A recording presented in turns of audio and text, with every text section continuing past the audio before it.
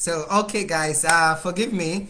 I think I had a bit of a technical challenge. Facebook said that, sorry, I think I had a little technical challenge. Facebook said that my video had been blocked because of the initial song that I started with, a very amazing song by James Arthur, Say You Won't Let Go. I wanted to start with it because it's so emotional, a song, and it represents our mood for Fridays. You know, Fridays we talk about love, relationships, marriages, and everything that has to do with matters of the heart. So this morning I wanted to set the tone by playing the song, and Facebook said I don't have the rights to play it, so it's fine. So we had to restart, and I'm sorry. I hope that you get back, and then we go through this Friday lunch break episode 11. And today we are talking about what guarantees longevity in relationships and marriages. And today we're going to really look at the subject of love and how we can ensure that love lasts. How we can ensure that whatever we felt in the first maybe few months of being in love, we still continue to feel it for as long as we are together with the person, or for as long as we live. I mean, nobody really goes into a relationship or marriage thinking that it's going to end, but unfortunately, because of several factors, it ends up ending. But what really guarantees longevity in love and relationships? And that's what we are going to discuss today. It's Friday, and Friday is all about love. Friday is all about that the thing that 499 million people are talking about in the world. I always say that love is one of the most talked about, discussed, and thought about theme or subjects in the world. We need more love in the world. We need more just true love. People genuinely loving each other, countries loving their citizens, companies loving their employees, parents loving their kids, husbands loving their wives, and the other way, and teachers loving students. We need more love, and I think that love really guarantees a lot of good things, which I believe that we are going to talk about today. So, what guarantees longevity in love or in relationships and marriages? Especially now that a lot of marriages are not doing well, the divorce rate is going high. Young people do not think that they need marriage, and a lot of young girls that I know are just settling. They just want, some of them just want to have kids, and that's it. They don't want anything to do with a man. There was a time I read something on somebody's timeline on Facebook about how she went through a very messy separation and eventually a divorce, and how she got maltreated by this person, and she just had to live with her child, and now she's never going to marry again. No matter what happens, she's just going to enjoy herself and take care of her child. And this is a story for a lot of people. I know a lot of people, not just in Ghana but in other parts of the world, that are going through similar situations. And sometimes it's very disheartening, especially considering how you felt when you met this person the first time and how now things are going. It's sometimes tend to be very heartbreaking, and you wonder, how did this happen? For me, one of the biggest miracles and biggest things that confuse me or baffles me is how a complete stranger tends to be one of the most important people in our lives. And that only happens because of love. How a complete stranger tends to be one of the most important people in our lives. You don't know this person from anywhere, and suddenly you meet this person, and that person becomes one of the most important people in our lives. That's one of the biggest mysteries of life for me.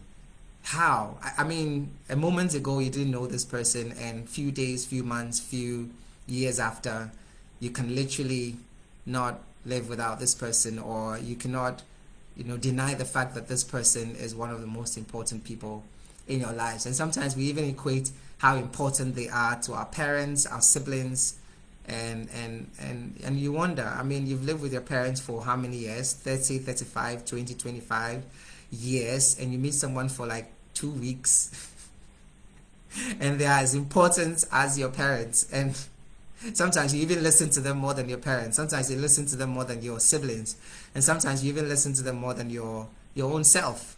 And you wonder how something like that can happen, and it only happens with love. You know, love is something else. And I'm sure everybody that, or anybody that has experienced love in its purest nature, has seen the power of love to transform lives and to make everything okay. But does love last? And when I asked earlier, I think I just read some of the interesting things that was said today when I asked my friends, have you been in love before and how did you know you were? And the comments were quite interesting. Some of them denied, they plead the fifth and they didn't want to answer. And some also said, Afi said, love to me is, or are decisions that I make so I stay throughout. The only time I would walk out is when I'm not wanted. All right, that's what she said. And for her, she would stay with the person until she feels that she doesn't want, or she's not wanted anymore. And Nora said, this love issues, for me, I believe love is an illusion and some fantasy. Well, that's sad, isn't it? Yvonne said, well, this thing that when you miss the person, you'll be lying down, rereading the person's messages and smiling alone like a mad person.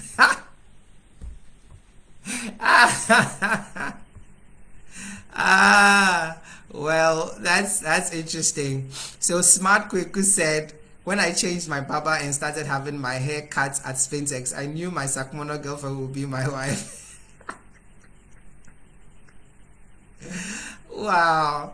Okay, so these are some of the responses I got on the question, have you been in love before and how did you know you were? You know, and Nanarava said, it's like dying to yourself and rising again and again to be a better version of yourself. Charlie, I mean, love is this 4-letter word is causing a lot of havoc in people's minds and hearts.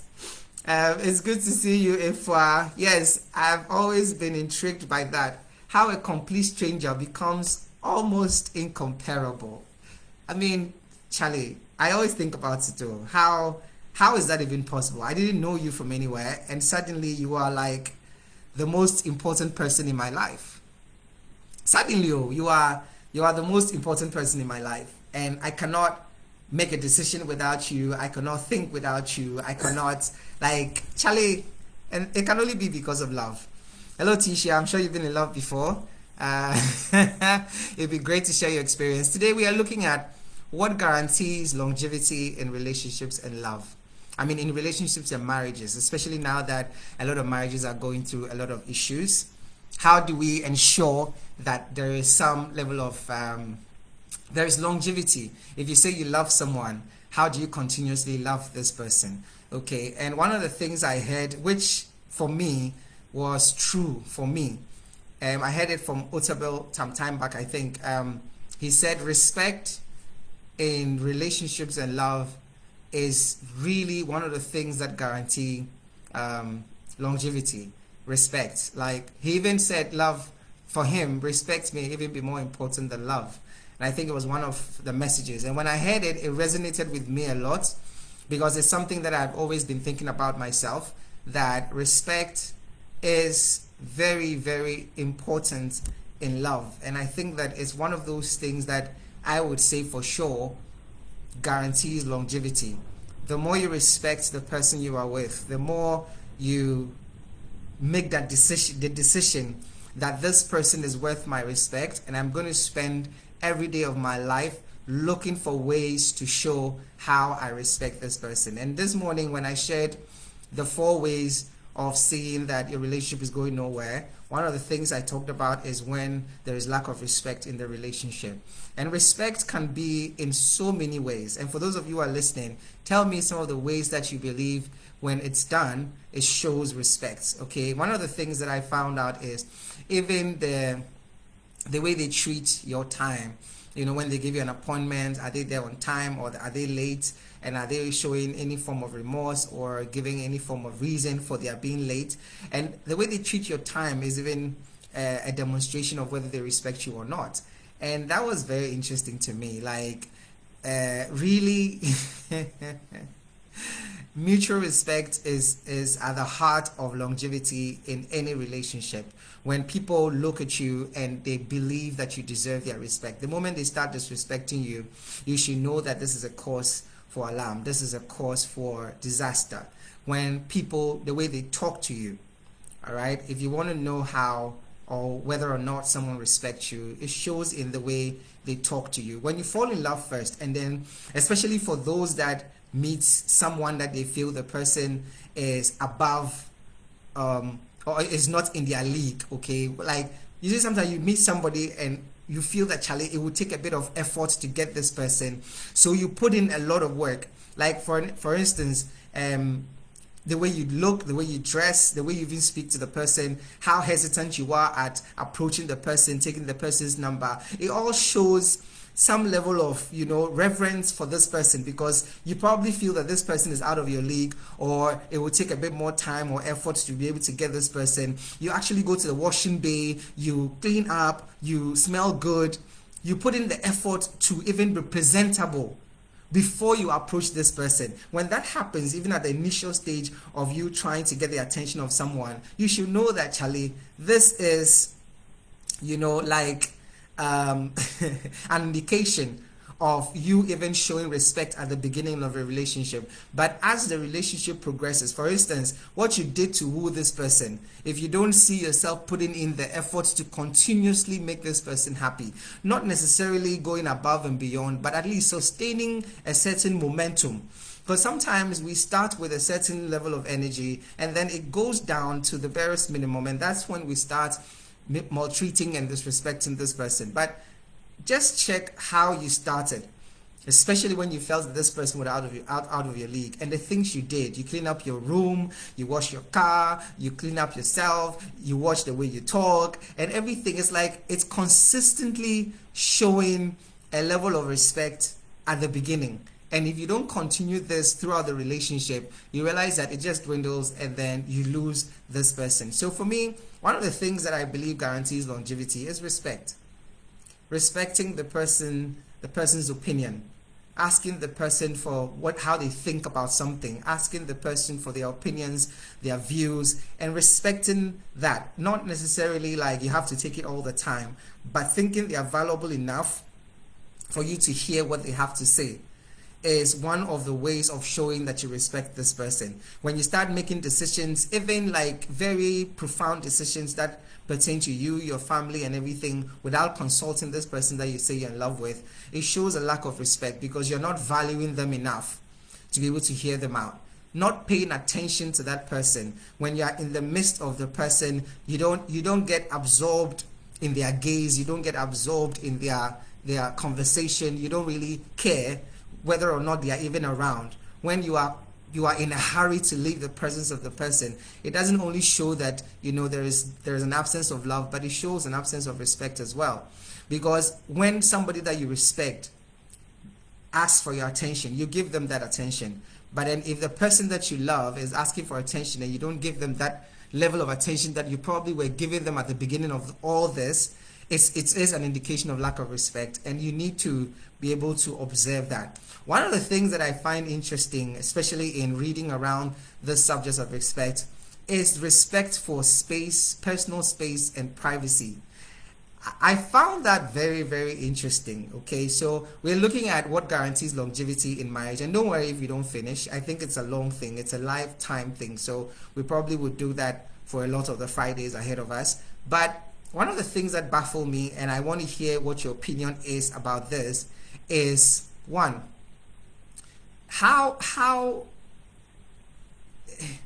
Respect is shown in how you respect somebody's personal space and privacy, even when you're dating or married to this person. And one of the questions I have is there privacy, especially in marriage? You let's not even talk about relationship, because it's just relationship. I mean, I always say that anything that can take a text message to break it off is nothing worth, calling anything solid. Like, you can't compare relationship to marriage. I mean, the moment you marry someone, it's not just a decision you've made, but it's constitutional, it's legal, it's by law. And then to be able to divorce the person or call off the marriage, you need, it's not verbal, it's not by having a conversation. You need the law to approve that, to approve that annulment. So being married and being in a relationship are two different things. Some people are in a relationship with the mindset of marriage, and then some people are in a marriage with the mindset of relationship, and that's just a mismatch. But truly, let's say in marriage or even in relationships, this issue of personal space and privacy, how does that work? Like, because that's one of the things I read. One of the ways of showing that you respect someone that you are with or you're in love with is respecting their personal space and their privacy. And an example of that would be going through somebody else's phone. I mean, what's your thoughts on that? Some people I know would just stay away from this because of the potential heartaches and surprises they may find. So they don't even do that at all. But is that a form of respect? If you don't go through somebody's phone, somebody's bag, somebody's, private stuff just because you want to show them respect, is that a sign of respect? And is that something that you would also recommend as a way of guaranteeing longevity in relationships, respecting personal space and privacy? And how does that look like? What is privacy to you in a relationship? What is private to you in a marriage? And I would really be happy to hear what your opinion is. We are talking about what guarantees longevity in relationships and marriages, and one of the things we are emphasizing on is respect, mutual respect, and that actually shows how much you value the person you are with. All right, that shows how much you value the person you are with, how much you value their opinion, how much you value them as a person, how much you value the things that make them happy and the things that make them sad, how much you value their concerns, how much you value their personal space and privacy. And I'm asking, what does personal space and privacy look like? I gave an example of somebody's phone. Like, the person you are with, is it okay to go through their phone, or is that like a privileged thing to do? Would you need the permission of the person you are with before you go through their phone? And if they don't ask you, if they don't allow you or permit you to go through their phone, is that a form of disrespect, or is that a form of recipe for disaster? Is that an indication that there's something going wrong that you need to be concerned about? Can someone genuinely say, don't go through my phone, and have nothing to hide? Or if the person gives you their phone to go through, is that an indication that they have nothing to hide? And if you, the person who is interested in going through their phone, actually insist, is that an indication that you do not trust this person enough, or you're suspecting this person? And we're talking about respect. If you go through somebody's phone, is that an indication of disrespect? I really would want to know. I really would want to know. And for those of you who are going through different issues that have to do with relationships and love and all that, especially with privacy, phones and things like that, how has it played out for you? And is that an indication of disrespect? All right. Of course, issues of verbal abuse, mental abuse, physical abuse, they are no, and they are forms of disrespect as well. Anybody that would insult you, anybody that would talk down on you, anybody that would shut you down, especially in the presence of other people, anybody that will shout on you, anybody that, anything that is demeaning or devaluing, that is meted out to you, is a form of disrespect, and it's something that you shouldn't tolerate, because you're a human being. You deserve to be respected, and this is somebody that you say you love. Okay, so all those things are things that do not guarantee longevity. When people tend to disrespect each other in a relationship or in a marriage, there is no longevity there. All right, so good seeing you, Yaira. What are you saying? If he or she doesn't respect you now, it started from the very onset. Well, is that true? Because some people are very good at pretending, and sometimes you would not really know because they have a craft. The they've built a certain way of showing a side of them that you are not able to tell what other is there until you give them permission to be yours or to be in a relationship with you. Like they have statistically, men can pretend for years, all right, and women can pretend for a lifetime.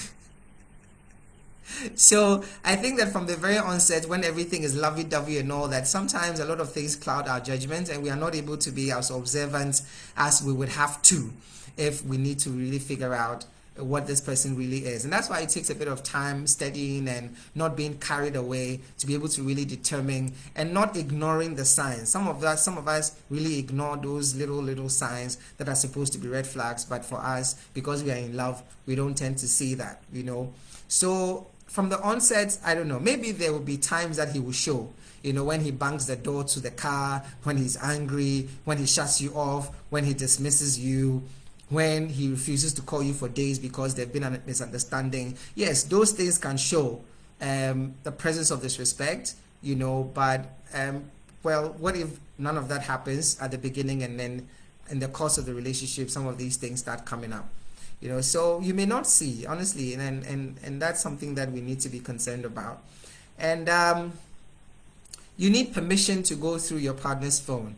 That is pretty debatable, isn't it? I wanted to know if someone doesn't get permission before they go through their partner's phone, is that an indication of disrespect or is that an indication of suspicion? Either way, what's happening there? All right, but Yaya believes that you need permission to go through someone else's phone because the phone is not yours, and if you have to go through it, and what happens when you're not given the permission? Does it spark series of suspicions and mistrust? What happens? Can someone who genuinely loves you and respects you decide that they don't want you to go through their phone? And will that be will they still be in love, and would you still trust them if they decide that no, I won't allow you to go through my phone? All right, maybe for your own good, or maybe I don't think it's necessary for you to go through my phone. Would you think that they still love you and respect you, or you think that is the other way around and they are changing? All right, so if trust is broken, it's better to move on. Be honest and transparent to your partner. All right, and that's one of the things that we will talk about maybe as we continue looking at what guarantees longevity in relationships and marriage. One thing I would also say beyond respect is trust, which is very difficult to sometimes maintain because sometimes you look at all these pockets of things that are happening which does not allow you to entirely trust someone. And trust is also very tricky. I mean, you have to earn somebody's trust, okay, but sometimes the experience that people come into relationship with from their past relationships make them so suspicious that their antennas are always high. So even when the things that are happening are not worthy of the person distrusting another person for, it still happens that they just don't see, like generally they don't trust anyone. Okay, so it's not about the person they are with, it's just that's how they become. They're very untrustworthy. They are very suspicious of everyone because of what they've gone through in the past or because of what they've experienced, even growing up and then hearing people's stories, experiencing it firsthand and things like that. So generally, even though they are very receptive to love, they are very open to love and being loved and everything, some people just are not trustworthy. All right, they are very suspicious, and sometimes depending on who the person is and what their temperaments are, they tend to be very suspicious until you continuously give them reasons to trust you. Now there should be a limit to this, because if they keep putting you to test, if they keep putting like being suspicious of you and you have to literally keep proving yourself every day, it's very tiring and it's very frustrating because you're not even given any allowance or room for error. And nobody is perfect, okay? So if you recognize that nobody is perfect and then you're consistently, distrusting this person because you are paying attention to the things that you believe, don't make him trustworthy than the things that should necessarily be the ones that you focus on that make him trustworthy. So it really depends. And one of the things you should know, and I'll close off with this, is that anything you pay attention to grows. Anything you pay attention to grows. And it's not just a matter of like what you came into the relationship with. It's rather the things that you have decided to pay attention to. When you pay attention to the good sides of someone, that is what consistently grows and becomes the reality. But when you pay attention to the bad side of someone, they keep proving themselves, and then you keep paying attention to that, so it grows in your mind. And sometimes you are disconnected even from the onset. You're only just giving the person benefits of doubt, and you keep putting this person through different tests just to make sure you can trust them. And that's very, very hectic, not just for you, but for the person you are with. Okay, so you go into a relationship first because it's a decision you've made, and then two, because you are risking everything to ensure that you're building a life with a person, because it's not just your life anymore. Yes, you can have the independence, and I'm sure maybe one of these Fridays we're going to discuss being independent in a relationship or being independent in marriage.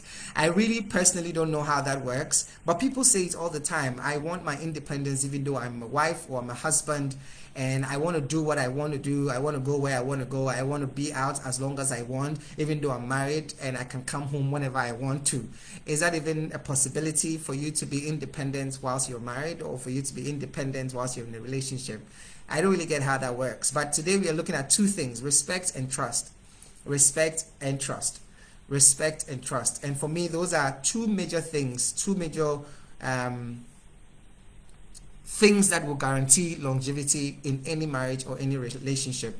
When you find the person you are with trustworthy, and you give them the benefits of the doubt, and you look out for the good things that they do, that you can compliment them on, and you can actually let them know that you like these things they do, you don't like these things they do, and the things they are doing is not making you trust them, or is not making you respect them. The respect is earned. So of course it comes from who they are, what they do, what they say, how they behave, and things like that. And it's the same with the trust as well. So both trust and respect are earned. So they are responsibilities that we have to ensure that whoever we are with are trusting us and are respecting us every day. Because if you do things that are not worth respecting you for, you don't expect that they will respect you just because they say they love you.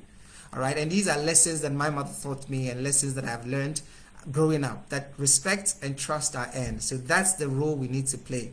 But then again, I'll stress that whatever you pay attention to grows, because sometimes people are genuinely trying to be better. People are genuinely trying to do the right thing. All right, but then if you keep emphasizing on the negatives, if you keep looking out for the things that you probably encountered in your former relationship, if you keep suspecting them, then they have even lost before they started the journey. Okay, so for your own sanity and for their own good, you probably just have to break up and then have your peace of mind. But these are the two things. And then next week, I'm going to bring you other ways that you can use to guarantee longevity and sustainability of relationships and marriages. As to whether that is a must, or that is a fact, or that is something that will definitely happen, we don't know. All right, because mostly we start with how we feel, and then we go into how the decisions we make towards how we're going to feel about this person on the long haul, knowing all that we know. But with everything that we know, when we decide that we're still going to stay, I think that it would be best, and for our own sanity, to look out for the best in the people we are with, rather than the worst in them. Because whatever you focus on grows. I really wish I could just share all my love songs with you, but Facebook has a way of blocking my videos and not showing it at different places because of the songs I play. But do share some of the love songs. I don't know why all love songs are so sad. Romance is not equated to sadness. When somebody makes you feel so happy, you just become, All right, love. Alice, good to see you. Okay, Yaira, we're not going to talk about cheating partners today. I'm sure we'll talk about that in subsequent Friday meetings. But for now, we are talking about what guarantees longevity in marriage. Trust me, there are people that they know their partners have cheated, or they've even caught their partners cheating, but they've decided that they'll still stay with the person. They've talked about it and they are doing well and the marriage is going well. Sometimes it's not all the lovey-dovey and the smiles and the Facebook images and all the nice messages that people post. Listen, sometimes people really have very long marriages because of the things they've decided to tolerate and the things that they've decided to let go. All right? And the moment you decide that you can't take this anymore, or you can't tolerate this anymore, that's when you actually start disconnecting and eventually the marriage falls apart. But mostly it's a decision you've made regardless of what you've seen, what you've encountered. And I tell you, there are people that know that their partners are cheating, but they are still with them and they are still quite happy, with them. I don't know why, but I guess it's just a decision they've made. And it always comes back to you. You as a person, you need to make that decision, right? Alice, which love doctor? I think I'm just sharing experiences and some of the things I've learned and I know over the years. And I hope that you'll also share, because love is very, very important. Of all the things we're doing, of all the monies we are making, nothing can be compared to you going home to someone that you truly love and someone that loves you too. And it's not even like the love of your kids. Most of those kids don't have any choice. They only love you more because of the things you say and do for them. But you are their parents, so what can they do? They can just settle and love you anyway. But of course, even with kids, you have to. The Bible says, do not provoke your kids. So yes, there are responsibilities we have as parents to ensure that our kids continue to love us. But honestly, it's a beautiful thing for you to wake up in the morning and go to bed knowing that you're not alone and someone genuinely loves you. It's a very beautiful thing. And I think that the devil keeps breaking marriages and relationships because he knows how formidable we are when we are two rather than when we are one. He easily destroys a person who is by themselves than two people that have a bond and are working towards making each other better. So yeah, Zoe says the key is agreement and understanding. Of course, we're going to talk about communication in one of the videos, and we're going to talk about so many other things. But for me, what's important is respect and trust. Because when you respect someone, you give them your time and then you give them attention to listen to what they have to say. And after they've said what they have to say, because of the same respect, you give them, room to at least try and assimilate and understand what they've said and not lord over them your will and your opinion. Love actually makes room for other people in your life, and respect provides the avenue for which you pay attention and you value the things they say and do. So yeah, understanding and agreement is good, but in the absence of respect, you probably just hear but you never listen. All right, you probably just see but you don't pay attention to. And there's so many ways that respect and trust can affect and guarantee longevity in relationships and marriage. So just look at the relationships you've been in or you are in, or look at your marriage. How do you evaluate the level of love and trust you have? The level of respect and trust in the marriage or in the relationship. Okay, when you say you have something to say, do they pay attention to you? Will there be an instance where they actually stop whatever they're doing just because you said you wanted to talk to them? And it has to do with valuing the person you are with more than anything else. Valuing the person you are with. And one of the two of the demonstrations of value is how you respect the person, how you pay attention to them, and of course how you trust them. So that has been my lunch break. Unfortunately, I couldn't bring you any of my love songs, but maybe I'll share some of the titles with you so that you can serenade your own afternoon with these songs. God bless you and keep sharing. Let's love lead. Let us respect and value the partners that we are with. And if you don't have any partner, don't worry. Just keep loving people. And one day, you're going to find someone that sees you, someone that loves you, and someone that is not in a hurry to leave your presence because they found home. So that's it for today. I will come your way again, God willing, 1 p.m. tomorrow as we talk about health, fitness, and well-being. See you tomorrow at 1 p.m. Have a wonderful Friday, and if you do chill, remember me. Bye.